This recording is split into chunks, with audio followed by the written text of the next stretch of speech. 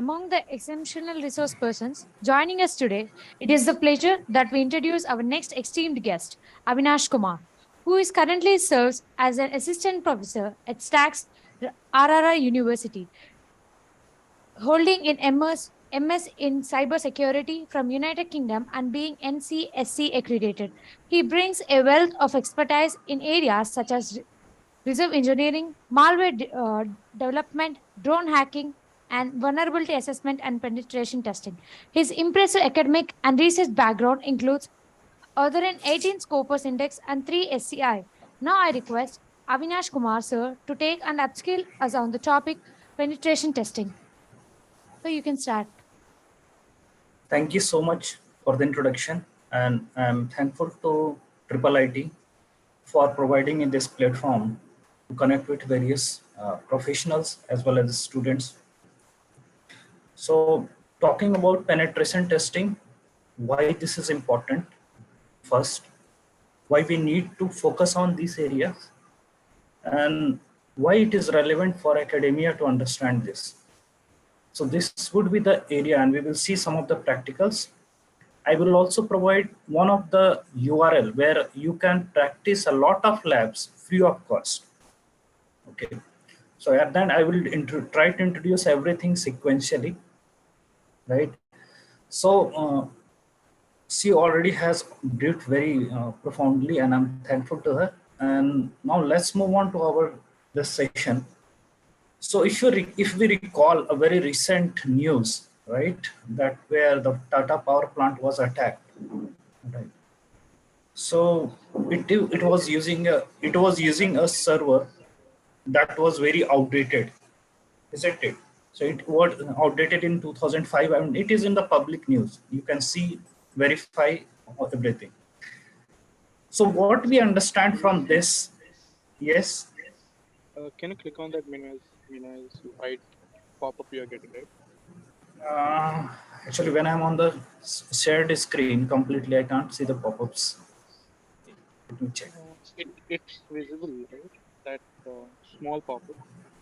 Stop sharing button you can see. Okay. So what you want me to do? The other one. Do screen sharing again and click that minus button. Okay.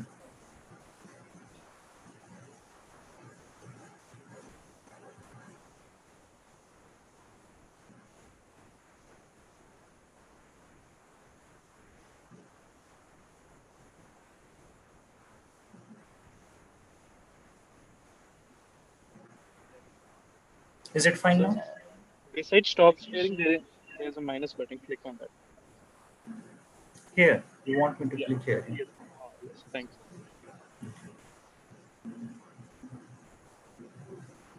So what we have seen from the recent case study of TCS, like Tata power plant, it suggests that it doesn't matter how huge a company is, it doesn't matter how well organized a company is, there is always a chances of error because we all are humans. Okay, and when we talk about the corporate, it's about business, and when we say business, we work upon cost optimization, and here that is the reason that we need people to defend the system, to defend the organization rather than the devices. So these devices are just to guide us. These devices are just to help us to understand the weakness in the system. But the real person who needs to identify all this thing is the human. Okay. So when we talk about penetration testing, okay, it is like it is a security exercise where a cybersecurity expert attempts to find the exploit vulnerabilities. Right. So there is a one term called VA and PT, which is very much in market: vulnerability assessment and penetration testing.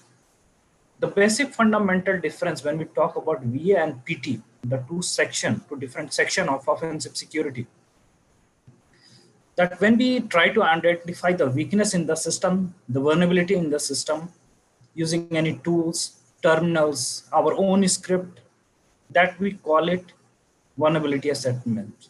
But when we try to identify the proof of concept, okay, so let's suppose there is one device which is telling me, there is one tool which is telling me that this particular router is having possible CVE weakness. Now there the PT comes into picture as a person who tries to prove that if there is a weakness in the system, this is the proof of concept. So we in the company, in the organization, anywhere in the academia, we call that POC, proof of concept. Okay, so these two are the important term. Now again, before moving to ahead, okay, so there are two types of pen testing people talk in the market, right? In the way we identify the weakness, that is white box and gray box, black box. So black box is something that we don't know as a pen tester. We don't know that what is the source code of that particular thing, and we try to identify the functionality. Okay, so we try to identify the weakness in the functionality of that particular system. That is a black box testing. When we talk about white box testing, that is moreover identify weakness in the implementation part, the code part of that particular device, application, website, anything. So this is what a fundamental difference between a white box and black box testing, right? Now, fundamental, we need to understand three things which develops the entire philosophy of cybersecurity: vulnerability, risk, and threat. Right? Vulnerability, we all know. Risk, we all know the potential harm. It's not about the harm of the funds of the money, but it's rather than the most dreadful part. The most grave part is the prestigious loss.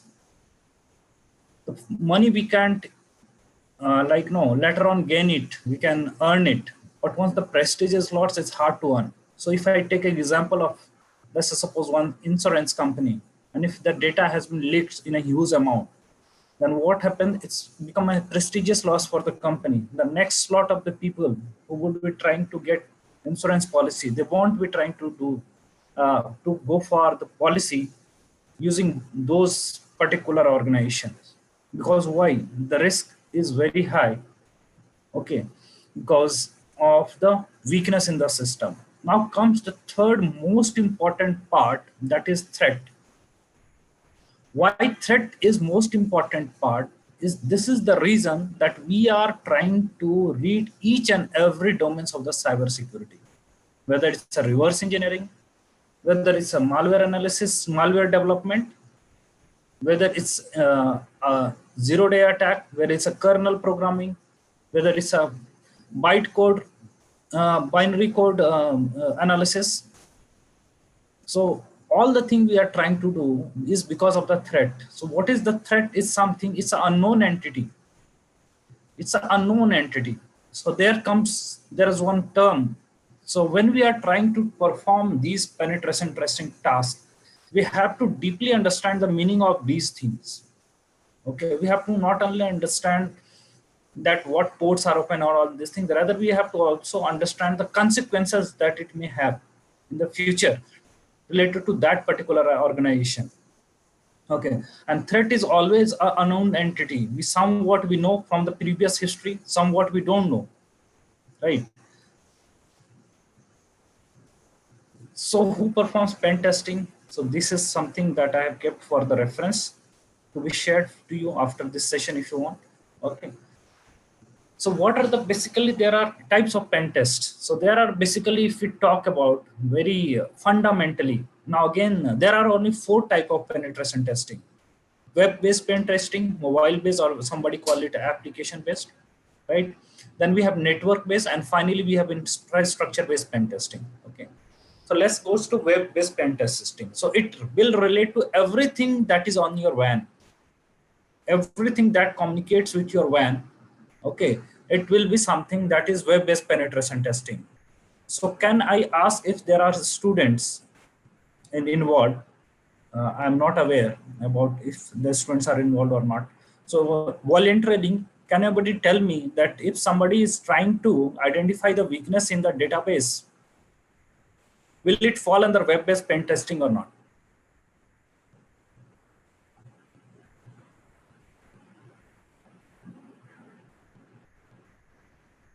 Mhm. Yes, no. Am I audible, host? Can you confirm me?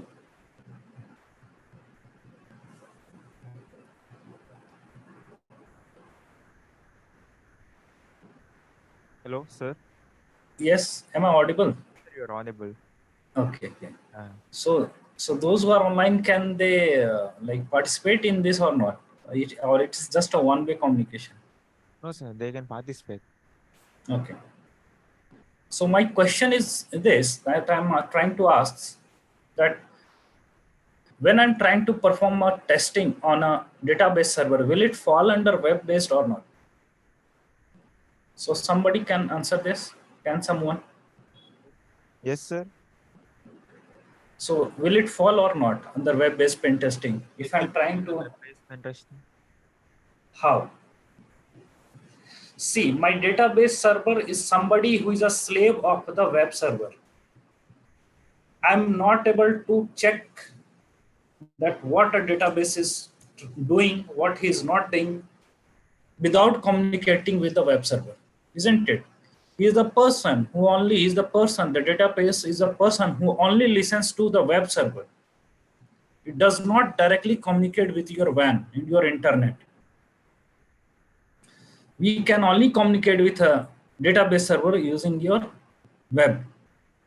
So this become very important to understand, that when people talk about SQL injections and everything, and they say that database is being breached, and they think that there's a weakness in the database. No, it's the weakness in the application, web application, which is trying to connect the database server. So when we are trying to see a database server, you can't ping a database server directly using ping command or ARP, anything. You can't be able to hit that target without the intervention of web server, isn't it? So when you are trying to perform this thing, it's very important to understand the working, the fundamental concepts, because whole cybersecurity is based upon your networking and your programming concepts, your architecture. Okay, so web-based pen testing will include only those things where a WAN is involved. Okay, that we call it a web. Next is we are having mobile-based penetration testing. Somebody call it application-based. Okay, so there are within this there are various types of, but again the most fundamental part within mobile-based penetration testing are your iOS and your Android. So these are two in the market. Now, third thing, which is very essential part on which the whole organization lies, is your network. So network-based penetration tester. So they are much more in demand in, and where there we try to identify the weakness in the firewall configuration. We try to understand the stateful analysis, firewall bypassing technique. We try to identify the IPS deceptions. We try to identify 0 days testing, zone transfer within DNS. Okay, so these are the vital area that a network-based penetration tester must view when he's trying to identify the system, the devices, the topologies, the open ports. All this comes into picture when we are talking about network-based penetration testing. Next we have is the infrastructure-based penetration testing. It's something that does not only involve the technical aspects, but it rather also involve non-technical aspects. Let's suppose a guard at your gate is standing there. So the technical aspect here is that your RFID-based card has been authenticated, or your biometric has been authenticated at the door, main door. But again, as a part of the norms, the guard is trying to check whether this particular guy is in the uniform of the university or not, he belongs to this university or not. Okay, so that is something, a non-technical aspect, that is infrastructure-based pen testing, right? Let's suppose your web server, your database server, where every servers are there in the organization, within the academia. So who are allowed to enter that data centers? What are the authentication or authorization mechanism that is there physically apart from the technical aspects? No, yes, there would be a privilege limitation within the system, but what about the physical prevention of intruder? So who is going to access those areas? Okay, so there are four type of penetration testing. Within this we have a lot of pen testing which are subdomain. Now API based pen testing coming into picture, we have plugin based pen testing. So a lot of thing coming into picture. But all these things are based upon these four important pillars. Okay. Now this term viruses and worms. So now somebody would be wondering why viruses and worms coming into picture here, because we are talking about penetration testing and suddenly viruses and worms are coming here. What is the relevancy with these things? Okay. So let's just suppose if I have a confusion or there is some alarm generated by my IDS intrusion detection system that there is entry of some viruses, okay, or there is entry of some worms. So it should be very important that where we should test, where we should start our testing, whether we should start the testing on the network part or we should start testing on the applications which we are using, the web, DNS, web servers, where we should start, right? So viruses, people say that no, they require someone intervention for activation and worms do not require it. Okay, so worm coding a worm is a more difficult task.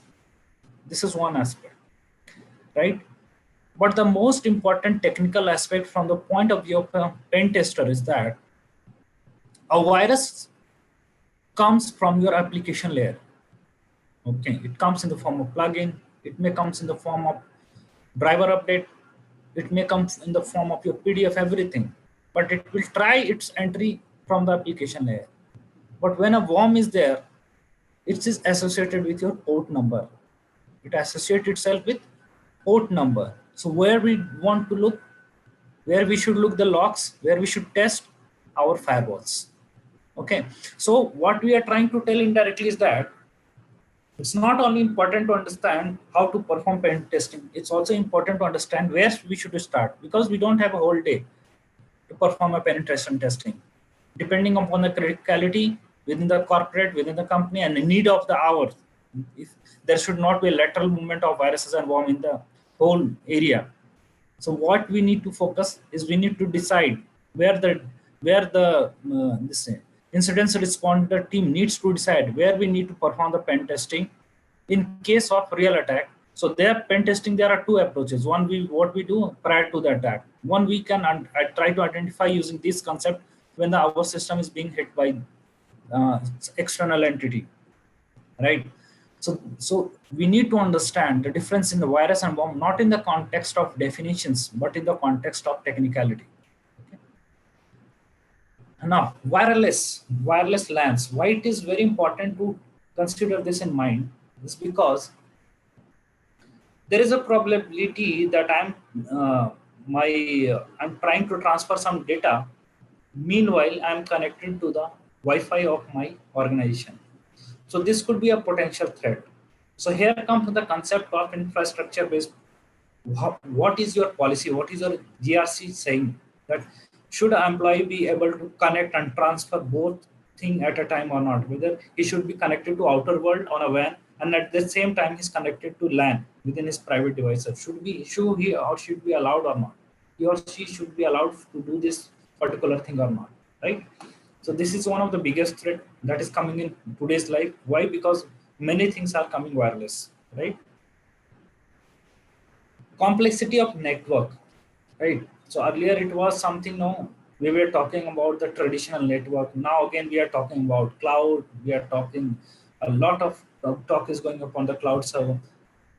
We have to identify where our network is, what is the configurations. Okay, so we have to also understand who are our competitors, what are their way of performing the attack. So these are the things that we need to understand when we are talking about VAPT or penetration testing. We need to identify who are our enemies also in order to make our penetration testing more accurate, more fruitful. Okay. We should also understand what are the frequency of software update, okay, and what it should be done. Like Windows update everything on Wednesday afternoon, okay, and this Apple has very rigorous method of updating, okay. So these are the things we need to understand within the company, that okay, there are Macintosh system, there are Windows based system. So what should be our frequency of performing penetration testing on Windows, and what should be our frequency of performing penetration testing on the Macintosh. Okay, so these are some of the available tools that we are having for this penetration testing. There are a lot of tools, but Burpsuit is very much in use. Aconetics is very useful in the case if you want to make a report, and SQL Ninja and so. Now jumping to the phases of the penetration testing. Okay, so there are people who will say there are a lot of phases, but if you go by fundamentally by the various organizations such as GC Council and NCSC, GCHQ, so what they prefer is these 7 phases. Okay, the first thing is we have in phases of penetration testing is pre-engagement actions. Okay, next we have is reconnaissance, the most important factor from the technical aspect. Pre-engagement action is most important from the cyber law aspect. Okay, threat modeling and vulnerability identification, exploitation, post-exploitation reporting, and finally we have resolution and retesting. Okay, so if you look, this is how the penetration testing goes on.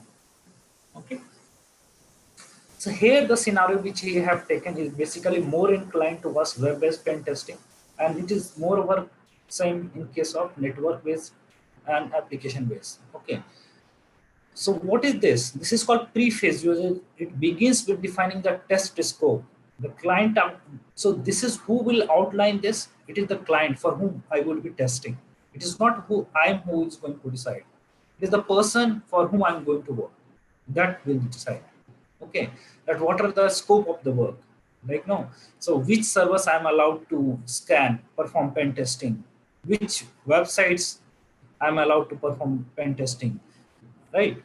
So this is what we call a scope of work. Okay, and this is very important because it will help a pen tester to focus upon the area where he or she needs to perform the attack rather than going everywhere. Okay. Next we have is the which is the sub phase of pre-engagement phase, right? This is where we define, once the client gives us the clue, okay, we define the scope, okay, the range of the IP which we are allowed to scan, and they will tell us which are their critical servers, so that we should be very careful while performing penetration testing. Okay, so you might have noticed various website goes on this maintenance phase at night. The reason is that if you are going to perform penetration testing in the morning, the production will stop. Okay, the services may stop. Okay, and so that's why the most of the penetration testing on critical infrastructure, critical servers are done during night time from like no almost 11 till morning 4 a.m. Before that, everything needs to be restored to its normal state. Now, this is very important. Penetration testing request and approval form. This is something that will safeguard us from falling in trap of any like no uh, complaint or any breaking of any cyber law or a violation of any law. Okay. So this is the detailed report testing request approval form that we need to get before we are starting the penetration testing. So this is what makes a difference between a black hat hacker and a white hat hacker. Okay. So this is what a penetration tester is. A penetration tester is a white hat hacker. What he does, he gets approval, then he start all his testing. Okay. This is one of the example of consent form. This is how it looks like. Okay. Now the next phase we have is the reconnaissance phase. Now the idea here is to gather as much as information as possible. Okay, so we can get this from various lookups. We can perform footprinting. We can scan the port. We can scan the target. Okay, so we try to gain as much much possible information so that we can perform the more useful testing. Okay. Now, next thing we have the threat modeling and vulnerability identification phase. Once we think that, okay, this I know about the target, what could be its possible weakness? Like let's suppose I know that, okay, the target system is a Windows 7, so there is a possibility, and if I get a clue that, okay, there is a possibility of eternal glue attack, SMB issue is there in Windows 7. Okay, so once I gather all this entire information, what would be useful for us is that the exploitation phase, the real pen testing which we will start, will be depending upon the core narrow part, that what is its attack part. Okay, so now this is one of the example, okay, where we are trying to identify the target, what is the target, what are the platform, if it's a what type of operating system it is. Okay, if it's operating system, what is its um, behavior. Okay, network distance is telling it's one hop count, so we know where the target is. Okay, we know what ports are open, we know whether the net BIOS SSN is there or open or not, that is port number 139. So this is what a OS detection is, one of the example, and these are the defenders.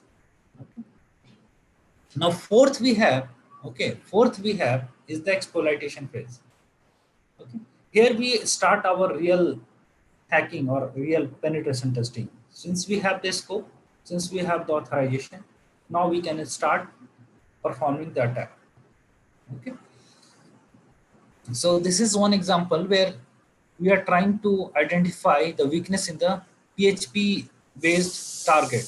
Okay, we are trying to identify the weakness in the PHP based target, right? So this is called the exploitation phase. Okay, where we really test the weakness in the system. Okay, once we are able to break into the target, we get these credentials. Okay, we try to get these credentials. Okay, what is all about, what is the domain name, okay, what is the password of the domain. Okay, so all these things we get when post after we are trying to do the exploitation phase. Okay, now this fifth phase, the post exploitation phase, now this is very important because a pen tester is performing very weakness and he knows that what could be the repercussion if which portion of device or which application has been compromised. So threat mapping is very important. And like no here the numbering has been done 1 to 15. You can adopt anything like 1 to 0 depending upon your own numbering, the rating which you want to give. But the idea here is that once we are able to identify the weakness in the system, what are the immediate action that are required, what are the action that we can do at a later part. Okay, so this is what a threat mapping is very important when we are performing pen testing. Okay, so extreme, as it suggests, it is like no control being compromised with possibility of catastrophic financial losses occurring during as a result, means a hacker could be able to gain a root privilege. He can become the administrator of the target system. Okay, so that could fall under extreme because if a person become a root user or if a person become an admin user, there is a high chances that he has all the policy. He can modify the registry, he can modify the mail logon, he can even get the LSAS process of the this registry, window registry. He can append, and then without alerting the IDS IPS, he can enter the target system. Okay, so these are the possibility that comes under extreme phase. High phase is something that there could just chances that okay, there could be a loss, but mitigation could be done in a manner, okay, that it could not be a catastrophic in the sense the whole organization may not collapse, only some section of the organization may collapse, like the we have various sections in the organization, finance, marketing, right? So these are the different sections we are having within our organization, right? So when we say high, it means there could be a significant loss, means what, one particular domain, one particular area of the organization could be hit. Then we have elevated, means something that is under control, but if it is not being looked into properly, it could be elevated. The most beautiful example for this is the privilege escalation. We all know dirty cow. The dirty cow is the first exploit in Ubuntu, which helped the hacker to become a root user from a guest user. So this is something that we call it that may fall under elevated one. The moderate one is something that okay, it could be mitigated, automatically by the system like IDS and IPS, and low is something okay, it won't impact much. We can deal it with later, right now. So these falls under the law. So threat mapping is very important because see, once we give this penetration testing report to SOC team, so he should be able to understand what he needs to fix. And if we go same to the developer for a web based pen testing, that web developer should know where he needs to fix, where he need or she needs to validate the code, where he needs to sanitize the code. Okay. Now the last is the post exploitation phase. Now this is very important. Some people don't take it seriously, but I would recommend this is very important, because let's say suppose you are trying to test that whether the IDS is able to, sorry, the IPS is able to prevent malware or not within a server. So what you will try to do, you might create your own malware and try to fire on the network and see whether it is going to the web server or not, okay, being unnoticed by IPS. Okay, so there is a possibility that that time the IDS may check that, okay, and once this particular payload is not in use anymore, there is a chance that somebody who is non-technical here means who is from a non-cyber background, okay, and if he clicks that potential payload, there is a chance that it will misfire during the time when the organization is going through configuration phase, okay, through maintenance phase, okay. So these are the possibilities. So what is important, that whatever payload we are using, because in the beginning we said no, we never rely on the system directly, the tools, we should also check by making our own codes. So when we are trying to do this thing, we should be very careful in removing all these things, okay. You need to delete all these things, okay. Now sixth phase is the reporting phase, which is very important. We need to report whatever our findings are, okay, okay, whatever what we have been able to do. So but the most important part, those who are in penetration testing, is that we never reveal the tools or the code which we have used. Rather that we produce the report, produce the result, okay. And if you want to produce the report as a proof of concept, we only produce the screenshot without letting know the name of the devices, okay. And the last phase is the resolution and retesting phase. Means, let's suppose, so there are two things that is involved here. There's a possibility that I have not performed some of the test cases which I missed during my penetration testing, and then I recall during the process when I'm trying to report it. Okay, so then what I can do, I can retest it. Also, there is a possibility that the company has authorized the vendor that okay, once you are performing this pen testing, we will patch this, and once it is done, we need to again test all this scenario. Okay, so this is what we call resolution and retesting phase. Okay, so this is it about penetration testing. Now we will try to do some of the labs. Okay.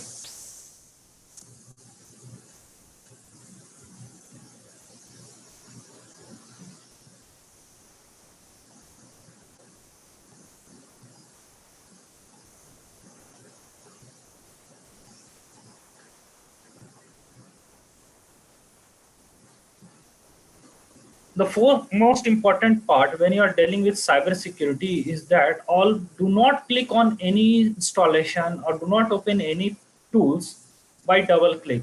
Always give that particular tool administrative privilege or a root privilege. Okay.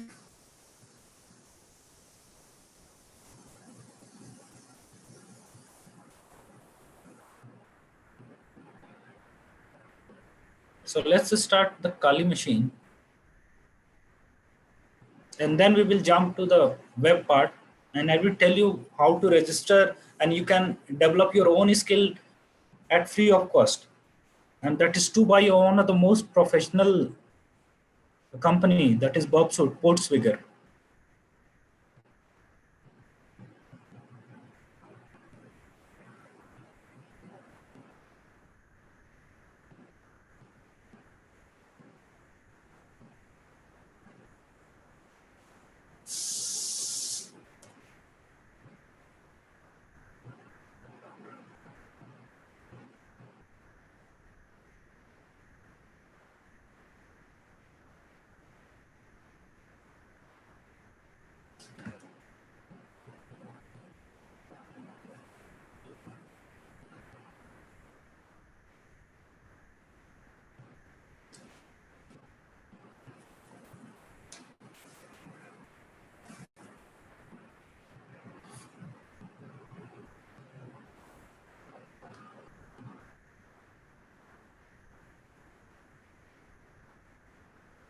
So Kali Linux, somebody use Parrot, so there is not much difference. It's all about who wants to use a what, but the concept remains the same.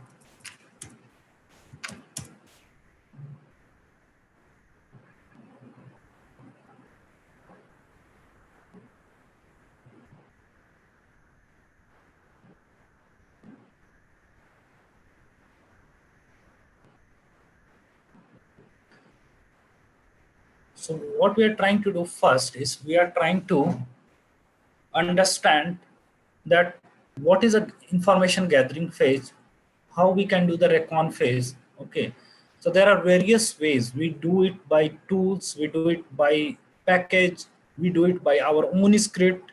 So it's up to the pen tester what he likes most and what he feels he is or she is more confident in the report, the findings. Okay, so it's not that we can use only tools or we can only use terminal based packages or we can only use our own script.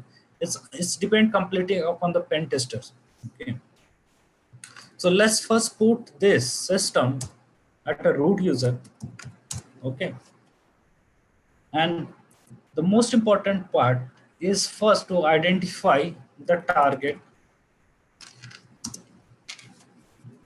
What are its port open? Since we are doing it here legally, so we will only try to recon or perform scanning of those websites which are being legally allowed. Okay, so nmap is the package which is used to perform recon, and this is very useful. Okay, next we will check netcat also. Okay, now this nmap itself provide one of the website, nmap.org. Okay, where we can practice this thing legally without falling in any law consequences. Okay, so this is what we are trying to do is we are trying to understand about the target, that what are the ports that are open. Okay, what are the credential we can get. So these are the commands that help us to understand. See, it is giving what ports are open, what ports are closed. Okay, so this is the most simplest program. Okay, here we can insert the IP also instead of the domain name. So we can check the same thing using IP. Okay, instead of the domain name. See, because when we are trying to perform a network base and somebody is telling, the client is telling that you are allowed to ping only these IP. So we are restricted to ping only the IPs, not the other domain name. Okay, so let's check other credentials. Okay, so within nmap, okay, we have the feature where we can also scan the target port number based upon the particular port number. If I am only looking for the, let's say suppose SSH, and I only want to scan SSH, so there is a command called nmap tag p. Okay, we try to specify the port number associated with it. That's why it's very important for those who are in pen testing to learn, get by heart the port number as we get by heart our mathematical tables. Okay, so some of the port number must be known to everyone. It should be in mind. So let's try to scan this particular target 4533.49.119. Okay, so this is syntax where we are trying to scan this particular IP and we are interested in any one port number. Okay, rather than scanning entire port.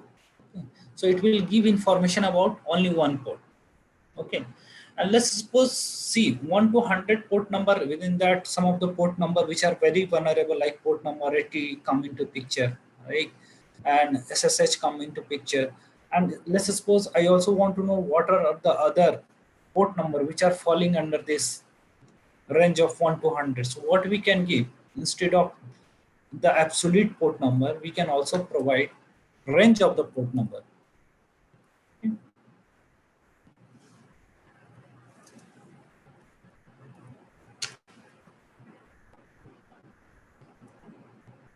So if the targets have port number within this range, it will try to scan all these things. Okay. So what we are trying to do, we are trying to scan the range of the port number and trying to identify which ports are open within this particular range.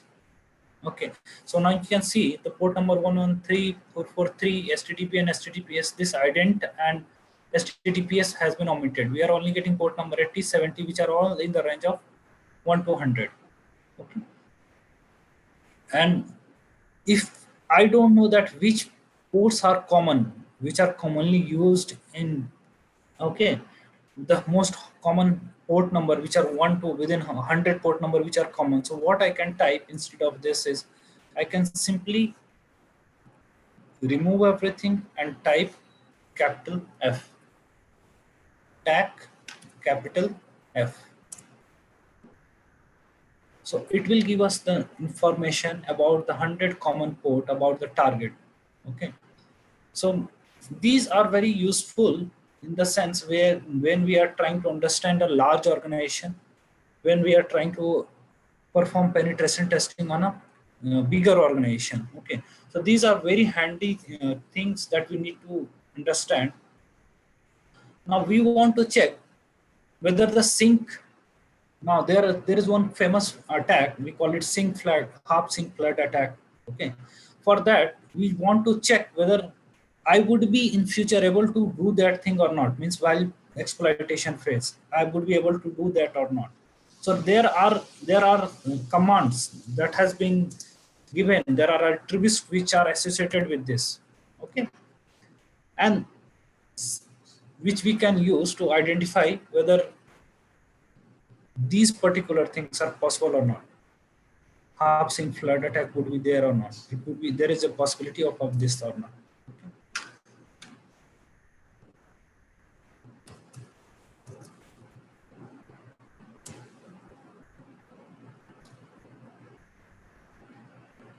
Okay, so it is something trying to tell me that okay, the we are able to scan the target using TCP sync. Okay, once we know this, there is a possibility that within the target we could perform TCP sync attack, half TCP sync attack. Okay, so these are the hints that we are getting during a recon phase of this using this terminal. Okay. So if you want to detect the OS, there is a simple argument that is associated with nmap, that is capital A.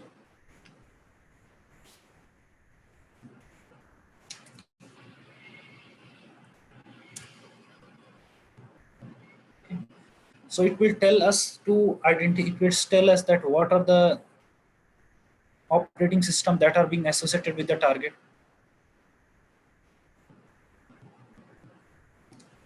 Okay.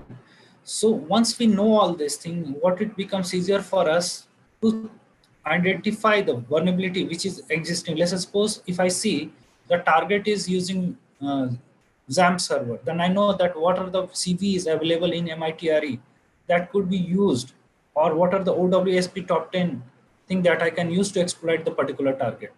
Okay. So this is what is, it is important to understand the target behavior, target, all the characteristics of the target. Okay. Meanwhile, it is scanning. Okay, I would suggest those who want to do practical parallelly, okay, they can go and open one website called Port Swagger.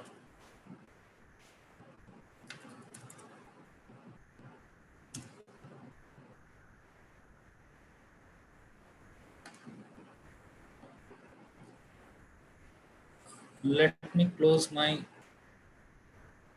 attacker machine.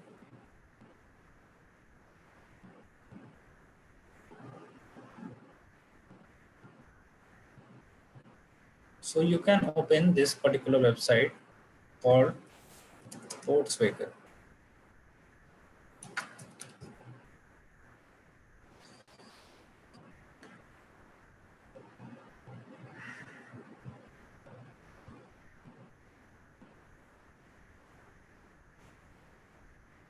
Okay, I'm giving the URL in the link.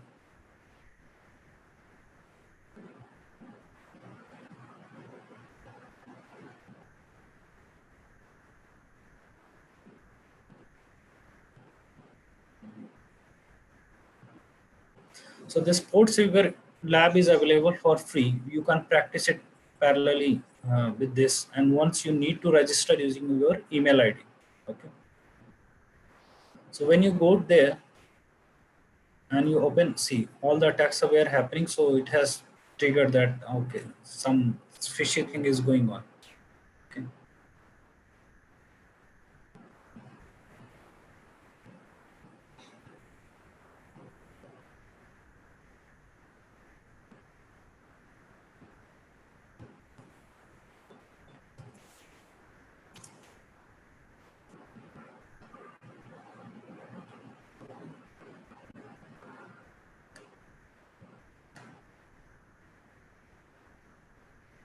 I need to stop my attacking proxy machine.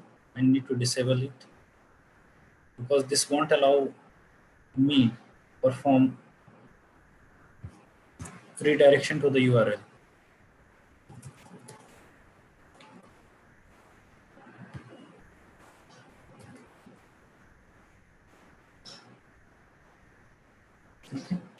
So you can go to the here all labs. Once you register here, you can go to all labs, and you can see a lot of labs are available. These are all free of cost. These are all free of cost, and you can develop your skills in web-based pen testing from here. Okay.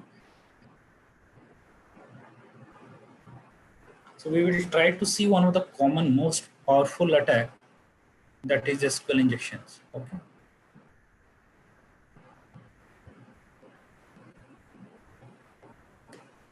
Once you go there, you have solutions available also, but do not see the solution before you try to attempt by yourself. Okay. First try to attempt by yourself. Okay. You can also get various certification from here also.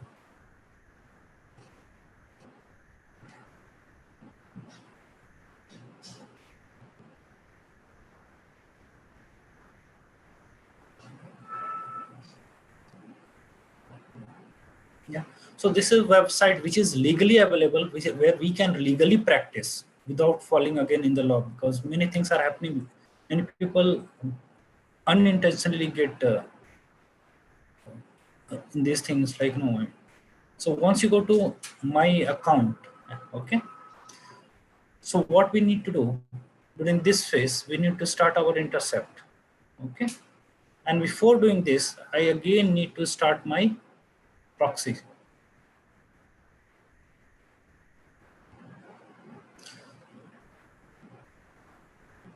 Okay, so what we are trying to do here is basically, if I say the complete burp suit concept, the pen testing concept is based upon MITM. Okay, why MITM I'm saying? So the browser is talking to the server, okay, and in between, this burp suite is trying to gather all the source code, all the traffic, and everything. Okay, so this is something that is allowing us to perform attack on the target, and hence legally we are doing it as a pen tester. Okay, so what we can do once our burp suite is on, okay, we can try to type something which is very common. Administrator. Okay, any password I want, 123, and I will try to log in. Okay. Yes, my firewall is trying to protect, so I will proceed, continue. Okay, and you see here the intercept is grabbing everything. Okay, so invalid username and password. So all of you can see that we are at my account. There is nothing called logout, isn't it? We are not, there is nothing called logout. We are, and the server has responded that there is an invalid username and password. Okay. Now what I need to do, I need to forward this, and so let's check what happens. Okay. So we need to turn on, turn off this intercept on and off often. so that our proxy can perform intercept it properly. Okay.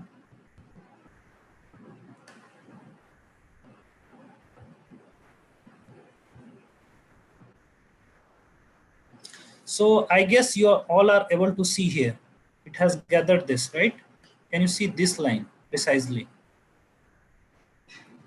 So I have used the administrator word, and what it has suggested that the password and admin is credential is wrong, isn't it? We have seen both were wrong. It was telling both are wrong. Okay. So here comes the concept of injection. Okay. Let try to inject this particular with SQL dynamic code. Okay. So what I will do after an administrator, I will put this colon and these two dots. Okay. And try to forward this. Okay. Again.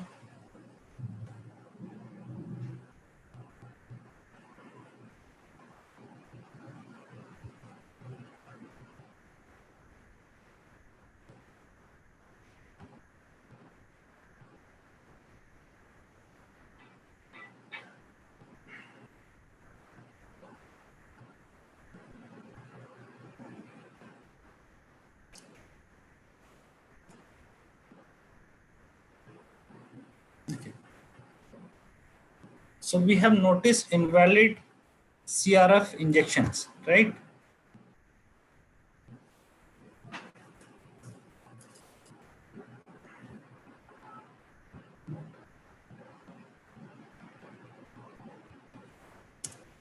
So this is happening because I am on the host machine, which is being guarded by my internal firewall, Windows firewall. So once it is noticing that I'm on a proxy, it is trying to protect these injections.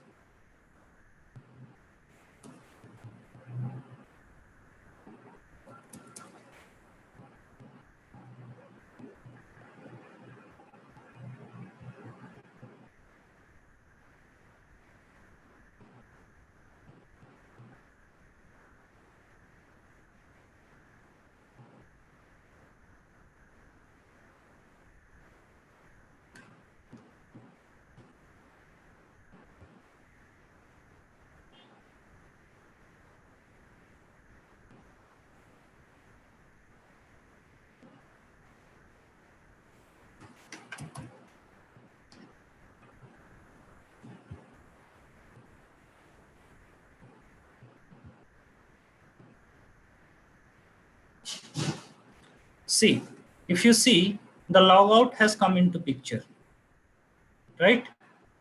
The password, everything was invalid, and when we see, we are already inside the page. This is logout button, right?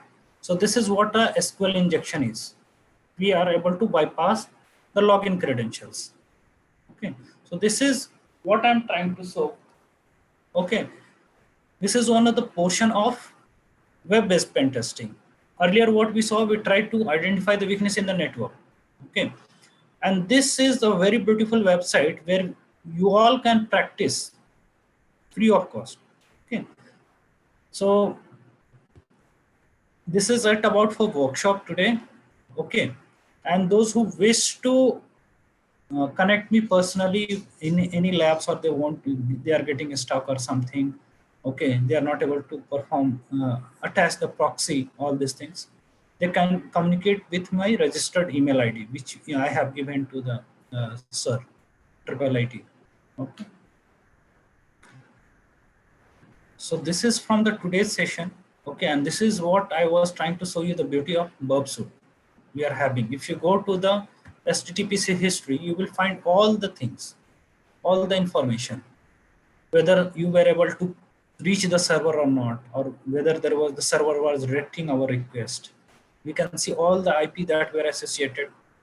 Okay, so this is what our burp suite looks like, and there are other things, something like, no, we have decoder, we have sequencer, there is a spidering also, but you don't need to do all these things, because that are required at a very professional level when we are trying to perform real penetration testing. But the community version, we can do it from here till now, and we can also practice all this entire life free of cost. Okay, this is it from my side for today.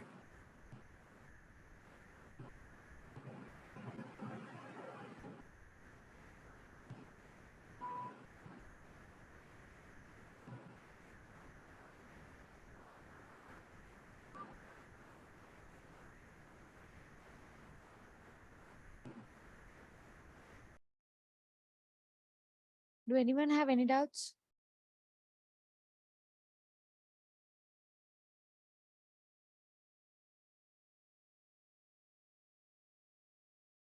Thank you, sir, for this descriptive session and sparing time from your busy schedule. Thank you so much. Thank you.